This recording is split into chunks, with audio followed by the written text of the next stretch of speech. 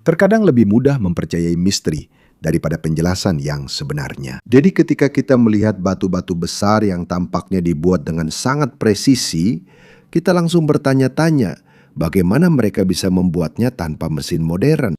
Disinilah poin pentingnya dimulai. Tidak semua struktur kuno yang aneh langsung dibuat oleh alien atau teknologi rahasia. Kadang-kadang jawabannya lebih sederhana. Struktur itu dibuat oleh orang-orang kuno dengan ketekunan, perencanaan, dan kerjasama. Meskipun mereka tidak punya alat-alat modern, mereka tetap bisa membuat hal-hal besar karena mereka tahu cara bekerja keras dalam waktu lama demi satu tujuan. Salah satu contoh yang paling sering dibicarakan adalah Gunung Padang di Jawa Barat, Indonesia. Sekilas, tempat ini hanya terlihat seperti sebuah bukit besar dengan batu-batu yang tersebar di atasnya. Tempat ini sudah lama dianggap sebagai tempat suci oleh penduduk lokal. Namun ketika para peneliti mempelajarinya dengan peralatan pemindaian modern, muncul sebuah pertanyaan besar. Apakah ini hanya bukit alami atau ada campur tangan manusia di sini? Disinilah kontroversi dimulai. Ada yang mengatakan bahwa situs ini mungkin sangat tua. Katanya bahkan lebih tua dari piramida di Mesir. Bahkan ada klaim yang menyebutkan bahwa usianya bisa mencapai 20.000 tahun atau lebih. Namun banyak arkeolog tidak menerima klaim bahwa Gunung Padang pasti berusia 20.000 tahun.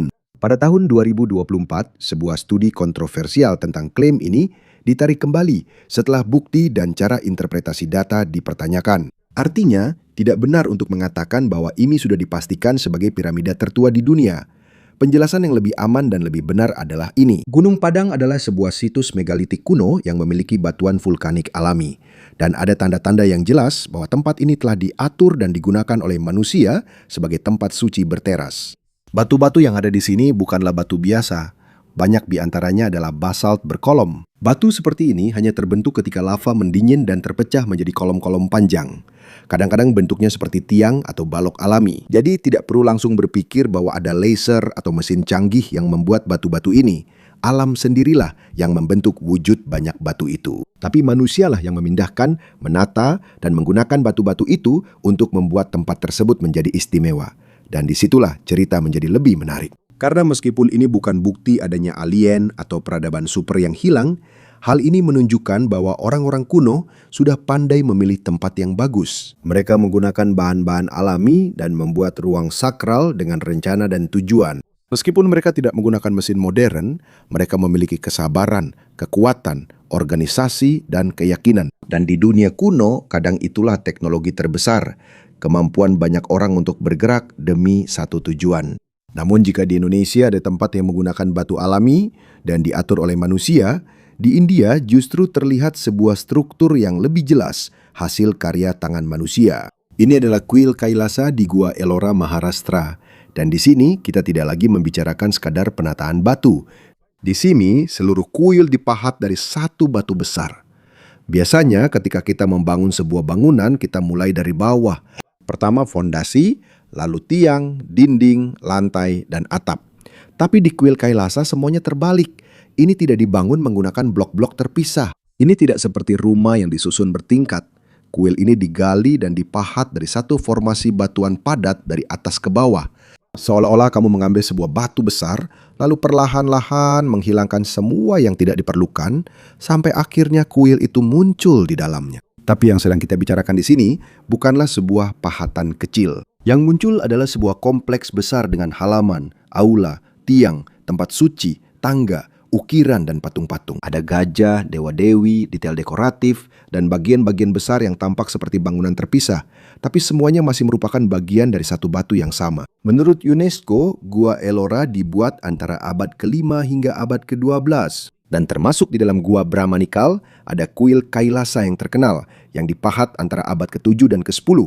Ada yang mengatakan bahwa kuil Kailasa dibangun dalam waktu 18 tahun.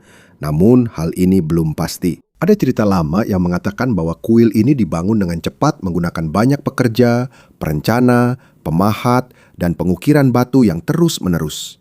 Ini bukan proyek yang sederhana. Dibutuhkan perencanaan yang matang, ketekunan, dan sangat banyak tangan yang bekerja. Sulit membayangkan prosesnya. Kalau kamu membuat kesalahan di bangunan biasa, kamu bisa mengganti satu blok. Kamu bisa memperbaiki dinding, kamu bisa menambah material. Tapi di kuil monolitik, itu cerita lain. Kalau kamu terlalu banyak memahat batu, kamu tidak bisa begitu saja mengembalikannya. Kalau ukuran kolam salah, kamu tidak bisa menggantinya seperti kayu atau batako. Setiap pengurangan, setiap kedalaman, setiap sisi, dan setiap detail harus direncanakan dengan matang. Itulah sebabnya kuil mereka sangat mengagumkan. Bukan karena itu mustahil, tapi karena itu mungkin dilakukan namun sangat sulit. Dan itulah poin yang lebih kuat. Orang-orang kuno tidak perlu dibuat menjadi makhluk mitos agar bisa mengagumkan. Kita tidak perlu menambahkan alien ke dalam cerita agar kita terkesan. Cukup melihat bahwa ada orang-orang di masa lalu yang mampu berpikir besar, membuat sesuatu yang bisa diulang, lama tapi tepat, dan meluangkan banyak tahun untuk sesuatu yang lebih besar dari diri mereka sendiri. Di Gunung Padang, kita bisa melihat bagaimana manusia menggunakan batu alam dan tempat suci. Di Kailasa Temple, kita bisa melihat bagaimana sebuah gunung utuh bisa diubah menjadi karya arsitektur. Kedua tempat itu berbeda, tapi pelajarannya sama. Sekarang, mari kita kembali lagi ke Kailasa Temple. Jika kita membagi jumlah batu yang dikeluarkan dari Kailasa Temple selama bertahun-tahun pembuatannya, jelas bahwa pekerjaan mereka setiap hari sangat berat. Setiap hari mereka harus memotong, memecah, dan mengeluarkan batu-batu besar dari gunung. Ini bukan pekerjaan kecil. Dibutuhkan banyak orang, rencana yang jelas, dan kerja yang terus-menerus. Disinilah biasanya spekulasi mulai muncul. Ada yang bilang ini mustahil dilakukan hanya dengan alat-alat sederhana. Ada juga yang bilang mungkin ada teknologi kuno yang hilang. Ada juga yang percaya mungkin laser, gelombang suara, atau mesin yang digunakan. Tapi jika dilihat lebih teliti, penjelasan seperti itu tidak diperlukan. Jawaban yang lebih masuk akal adalah organisasi. Kuil itu dipahat dari atas ke bawah. Artinya, para pekerja tidak perlu mengangkat batu-batu besar ke atas. Sambil mereka menggali batu dari atas, potongan-potongan yang terlepas bisa diturunkan atau diangkat menggunakan gravitasi. Itu lebih praktis daripada mengangkat batu seperti yang dilakukan di proyek konstruksi besar lainnya. Para pekerja kuno juga menggunakan berbagai alat seperti baji, palu, pahat, dan cara lain untuk membelah batu. Ada juga teknik pada masa itu di mana batu dilubangi, kemudian dimasukkan kayu, lalu disiram dengan air. Dan ketika kayunya mengembang, tekanannya meningkat, dan batu bisa terbelah ke arah yang diinginkan. Kebenarannya sederhana tapi efektif. Bukan berarti ini mudah, tetap saja sangat sulit. Dibutuhkan banyak orang, rencana yang jelas, dan waktu yang lama untuk bekerja terus-menerus. Jadi, rahasia di kuil tidak perlu dijadikan sesuatu yang asing atau misterius agar terlihat mengagumkan. Pelajaran di sini lebih jelas. Terkadang teknologi maju yang sebenarnya di zaman kuno bukanlah mesin, melainkan disiplin, ketekunan, dan kemampuan banyak orang untuk bergerak sebagai satu kesatuan. Di sisi lain, ada satu tempat yang lebih sulit untuk dinilai karena tidak berada di gunung atau gurun. Tempat ini berada di bawah laut. Inilah Monumen Yonaguni di Jepang. Pada tahun 1986, seorang instruktur selam bernama Kihachiro Arata menemukan formasi batuan yang aneh di dekat pulau Yonaguni. Di bawah air ada batu-batu besar yang datar seperti tangga, teras, dan tepi-tepi besar yang terlihat sangat lurus. Karena bentuknya, ide bahwa ini mungkin adalah kota kuno yang tenggelam dengan cepat menyebar. Ada juga yang mengatakan bahwa ini mungkin versi Jepang dari Atlantis. Menarik untuk didengar, apalagi karena ini berada di bawah laut. Ketika sebuah struktur besar terlihat seperti memiliki tangga dan platform, mudah untuk berpikir bahwa itu buatan manusia. Tapi kita harus berhati-hati dengan penjelasannya. Sampai sekarang belum ada konfirmasi bahwa monumen Yonaguni dibuat oleh manusia. Banyak ahli geologi percaya bahwa ini adalah formasi batuan alami. Batu di daerah itu bisa terbelah dalam garis lurus karena lapisan alami, retakan, aktivitas gempa, dan pergerakan air.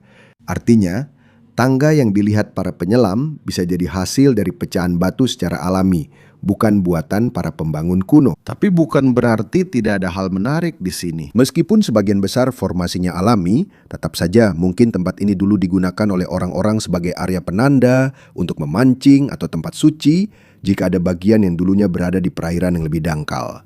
Tapi itu pembahasan yang berbeda. Penggunaan manusia terhadap suatu tempat alami tidak sama dengan membangun seluruh kota bawah laut. Jadi lebih tepat jika dikatakan seperti ini. Monumen Yonaguni adalah formasi batuan bawah laut yang misterius dan masih diperdebatkan hingga sekarang. Ada yang percaya bahwa formasi ini telah dimodifikasi oleh manusia, namun lebih banyak penjelasan ilmiah yang mengarah pada geologi alami, dan terkadang itulah yang sulit untuk diterima. Karena ketika bentuk batu sangat indah, kita seolah-olah ingin percaya bahwa ada rahasia besar di baliknya. Namun alam sendiri, alam juga bisa membentuk bentuk-bentuk yang tampak seperti buatan manusia. Dari bawah laut di Jepang, sekarang kita pindah ke sebuah tempat yang berada di bawah tanah. Ini adalah kota bawah tanah Derinkuyu di Kapadokia, Turki. Ceritanya seperti awal dari sebuah film. Pada tahun 1963, ada seorang pria di Turki yang sedang merenovasi rumahnya. Saat dia melakukan renovasi, dia menemukan sebuah lorong di balik dinding. Ternyata itu bukan lubang biasa. Ternyata itu adalah pintu masuk menuju kota bawah tanah yang sangat besar. Di bawah tanah ada terowongan, kamar, ventilasi, ruang penyimpanan, tempat untuk hewan, gereja, dan lorong-lorong yang bisa ditutup menggunakan pintu batu besar. Derinkuyu memiliki kedalaman sekitar 85 meter. Konon katanya, tempat ini bisa menjadi tempat persembunyian bagi hingga 20.000 orang beserta makanan dan hewan, terutama di masa-masa bahaya. Disinilah berbagai spekulasi muncul lagi. Ada yang bilang mungkin ini adalah bunker untuk melindungi diri dari perang nuklir kuno. Ada juga yang bilang mungkin tempat ini dibuat untuk bersembunyi dari alien. Ada juga yang mengaitkannya dengan bencana besar di masa lalu. Tapi sebenarnya tidak perlu penjelasan seperti itu. Penjelasannya lebih jelas. Alasan mengapa ada kota bawah tanah di Kapadokia. Wilayah ini memiliki batuan vulkanik yang lunak. Batu ini lebih mudah digali dibandingkan dengan batuan yang keras. Tapi setelah digali dan permukaan yang terbuka mengeras, itu bisa menjadi dinding yang kokoh. Jadi tempat ini sangat cocok untuk membuat tempat perlindungan bawah tanah. Dan pada zaman kuno, ada banyak alasan bagi orang-orang untuk bersembunyi. Ada invasi, ada penyerbuan, ada masa-masa penganiayaan karena agama, ada kelompok yang harus melindungi keluarga, makanan, hewan, dan komunitas mereka. Jadi Derinkuyu bukan sekedar kota bawah tanah untuk gaya hidup yang unik. Lebih tepat jika dianggap sebagai sistem perlindungan besar. Ketika ada bahaya di permukaan, orang-orang bisa turun ke bawah. Mereka akan menutup pintu batu yang berat. Ada udara dari saluran ventilasi. Ada air, ada tempat penyimpanan makanan, ada tempat untuk hewan. Tempat ini tidak dibuat untuk kenyamanan seperti rumah biasa. Tempat ini dibuat agar manusia bisa bertahan hidup ketika dunia di atas permukaan tidak lagi aman. Namun begitu, ada juga bagian dari Derinkuyu yang jelas-jelas dibuat untuk keselamatan. Ini bukan sekedar ruangan bawah tanah saja. Ada lorong-lorong sempit di mana hanya satu orang yang bisa lewat. Ada pintu batu bundar besar yang bisa digulingkan untuk menutup pintu masuk. Dan yang penting, banyak pintu yang bisa ditutup dari dalam. Artinya, jika ada musuh di luar, mereka akan kesulitan untuk masuk. Disinilah muncul pertanyaan, dari siapa mereka bersembunyi? Ada beberapa teori yang unik yang mengatakan bahwa mungkin ini dibuat untuk bencana kuno, alien, atau ancaman lain yang tidak bisa dijelaskan. Tapi penjelasan sejarah lebih jelas. Kapadokia sudah lama dilanda kekacauan, perang, dan penyerbuan. Pada berbagai masa, ada kelompok dan komunitas yang harus bersembunyi demi bertahan hidup. Jadi, Derinkuyu bukanlah bunker misterius untuk alien. Lebih tepat jika menganggapnya sebagai tempat perlindungan untuk bertahan hidup. Ketika ada bahaya yang mendekat, orang-orang bisa turun ke bawah tanah. Mereka bisa membawa makanan, air, perlengkapan, dan hewan mereka. Mereka bisa menutup jalan masuk dengan pintu batu yang berat. Di permukaan, musuh mungkin mengira tidak ada orang, tapi di bawah tanah ada kehidupan yang bersembunyi. Ada udara yang masuk dari ventilasi, ada ruangan untuk orang, ada tempat untuk makanan. Ada jalan yang menghubungkan ke bagian lain dari kota bawah tanah. Intinya sederhana, ini tidak dibuat untuk pamer. Ini dibuat agar mereka tidak mati ketika situasi di atas tanah menjadi berbahaya. Itu juga yang membuat cerita tentang Derinkuyu semakin kuat. Ini bukan tentang sihir. Ini tentang rasa takut, kecerdasan, dan keinginan kuat untuk bertahan hidup. Tapi kalau Derinkuyu adalah kota yang disembunyikan di bawah tanah, ada satu tempat kuno yang dibangun di atas air. Ini adalah Nanmado di Pohnpei, Mikronesia. Sekilas, sepertinya tempat ini tidak seharusnya ada di sana. Ini bukan desa biasa di daratan. Ini juga bukan rumah sederhana di tepi laut. Nanmadol adalah sebuah kompleks besar pulau buatan. Artinya, banyak pulau kecil yang dibuat oleh manusia. Pulau-pulau ini dihubungkan oleh kanal-kanal, sehingga ada jalur-jalur air di antara dinding dan struktur-strukturnya. Menurut UNESCO, Nanmadol terdiri dari lebih dari 100 pulau kecil di lepas pantai Pohnpei. Tempat ini memiliki dinding yang terbuat dari batu basal dan batu karang. Di sini dapat ditemukan sisa-sisa istana batu, kuil, makam, dan area pemukiman yang terhubung dengan dinasti Saudeleur.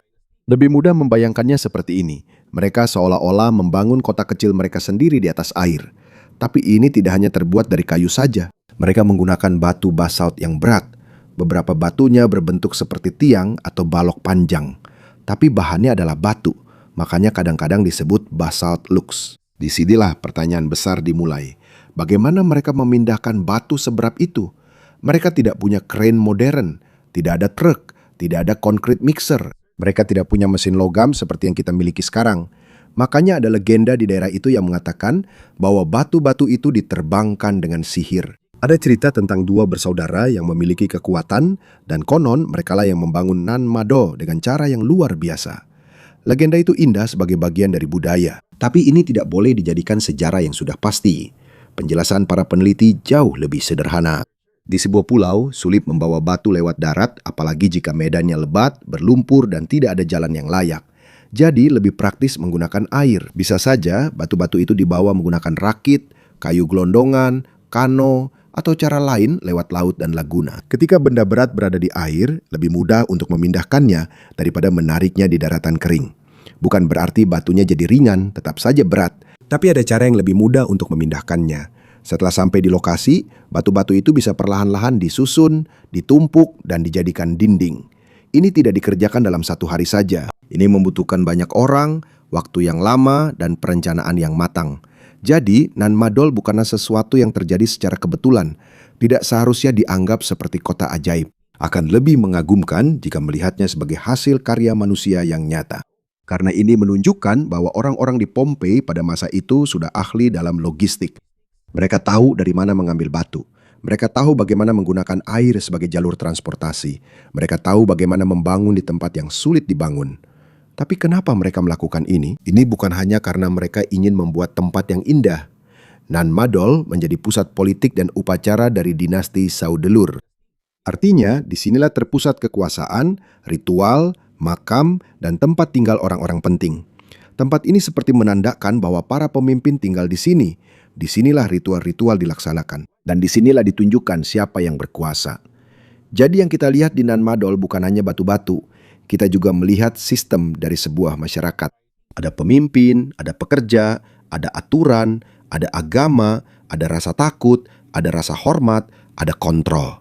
Dan disinilah cerita menjadi lebih serius. Sebuah struktur besar tidak hanya menunjukkan keahlian teknik. Ini juga menunjukkan bagaimana sebuah komunitas bergerak. Ada orang-orang yang memberi perintah, ada orang-orang yang mengikuti, ada orang-orang yang bekerja. Dan ada alasan mengapa mereka menerima kesulitan itu. Jadi ketika ada yang bilang ini mustahil tanpa alien, seolah-olah mereka meremehkan orang-orang yang benar-benar membuatnya. Karena sebenarnya kita tidak butuh alien untuk menjelaskan Nan Madol. Kita hanya perlu memahami 3 hal. Air, batu, dan organisasi. Mereka menggunakan air untuk memindahkan batu-batu berat. Mereka menggunakan basalt untuk membuat dinding yang kokoh. Dan mereka menggunakan kekuatan seluruh komunitas untuk menyelesaikan sesuatu yang tidak bisa dilakukan oleh satu orang saja. Di Derinkuyu, orang-orang membangun kota bawah tanah untuk bersembunyi dan bertahan hidup. Di Nan Madol, orang-orang membangun kota di atas air untuk menunjukkan kekuatan dan keyakinan. Tempatnya berbeda, alasannya berbeda, tapi pelajarannya sama. Ketika ada bahaya, manusia akan mencari cara untuk bertahan hidup. Kita akan kembali lagi. Di Nan Madol, bukan hanya keindahan batunya yang penting. Yang lebih penting adalah pertanyaan ini. Kenapa mereka membangun sebuah tempat yang sangat sulit untuk dihuni? Tempat ini berada di atas air. Tidak ada lahan luas untuk bercocok tanam. Tidak ada sumber air tawar yang mudah diambil. Banyak barang yang harus dibawa menggunakan perahu. Jadi kalau kamu tinggal di sana, kamu sangat bergantung pada pasokan dari luar. Disinilah fungsi Nan Madol menjadi lebih jelas. Ini bukan sekadar kota biasa. Ini bukan hanya tempat ritual. Ini juga merupakan pusat kekuasaan. Menurut UNESCO, Nan Madol adalah pusat upacara dari dinasti Saudeleur. Ada istana, makam, kuil, dan tempat tinggal untuk orang-orang penting. Artinya, disinilah ditunjukkan siapa yang memegang kendali. Ada peneliti yang percaya bahwa para pemimpin dan elit ditempatkan atau dipertahankan dekat dengan pusat kekuasaan. Dengan cara ini, mereka bisa lebih diawasi, lebih mudah mengetahui siapa yang loyal dan siapa yang mungkin menentang. Idenya sederhana saja. Ketika seseorang jauh dari tempat asalnya dan bergantung pada makanan, air, serta perintah dari pemimpin yang lebih tinggi, dia akan lebih mudah dikendalikan. Jadi Nan Madol bukan hanya keajaiban teknik, ini juga menjadi pengingat bahwa arsitektur bisa digunakan dalam politik. Batu bukan hanya sekadar dinding, tapi juga bisa menjadi simbol kekuasaan. Namun di Mesir ada satu tempat yang misterinya sangat berat. Tempat ini tidak berada di atas air, melainkan di bawah tanah.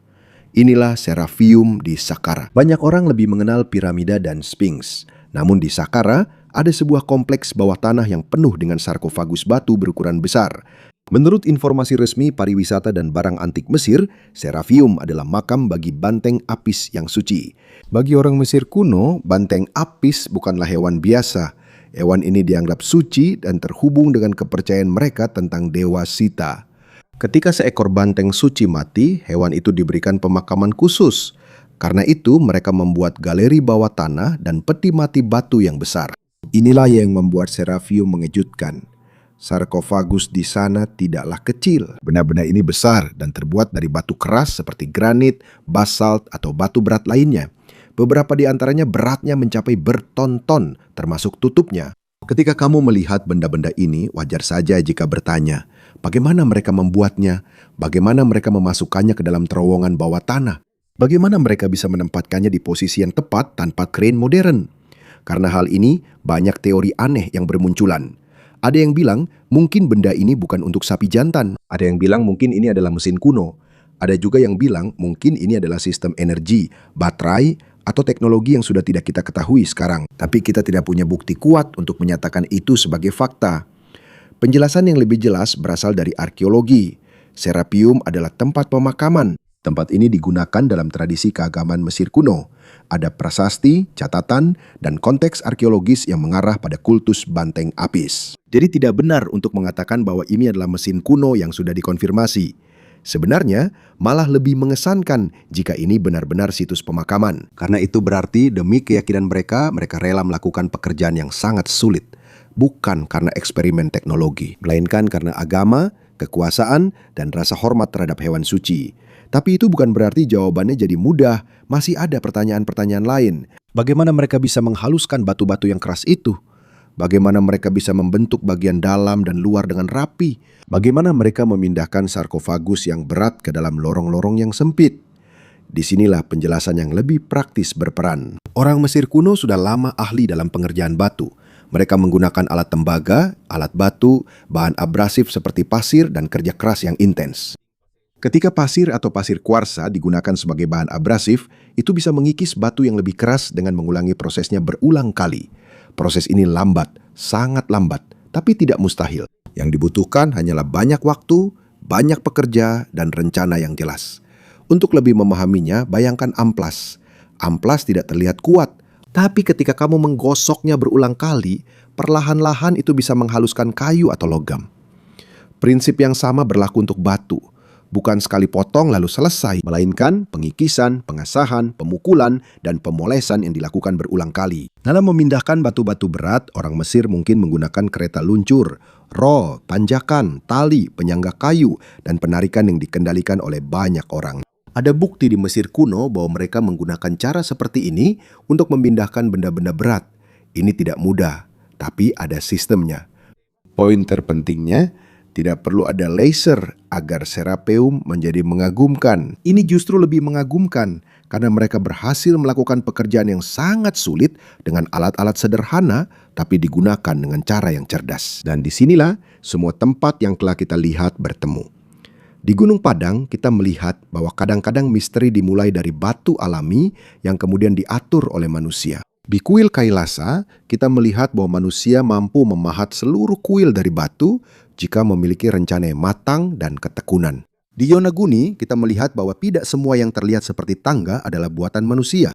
Terkadang alam itu sendiri yang membentuk bentuk-bentuk yang membingungkan mata. Di Derinkuyu, kita melihat bahwa ketika dunia di permukaan berbahaya, manusia mampu menciptakan dunia yang aman di bawah tanah. Di Nan Madol, kita melihat bahwa air, batu, dan organisasi dapat membentuk sebuah pusat kekuatan. Dan di Serafium, kita melihat bahwa keyakinan manusia dapat mendorong mereka untuk melakukan sesuatu yang sangat berat, sangat sulit, dan sangat lama untuk diselesaikan.